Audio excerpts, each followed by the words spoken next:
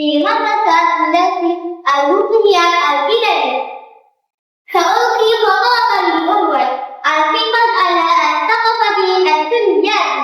الحمد لله الذي يسر الأمم والقبائل والتعاون، والصلاة والسلام على سيدنا محمد وعلى آله وصحبه أجمعين.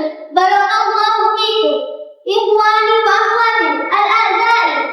في هذا اليوم المبارك نجتمع لنحيي ذكر وطننا الحبيب تتسنى. ليس هذا اليوم مجرد تاريخ، بل هو تحقيق رزق وقتنا وتراكيب أصدقائي الأعزاء.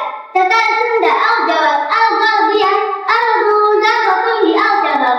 تتغير بثقافة عريقة الأفراد أسيا التي تعلم أيها التعاون ورحمة وتهنئة المتبادلة.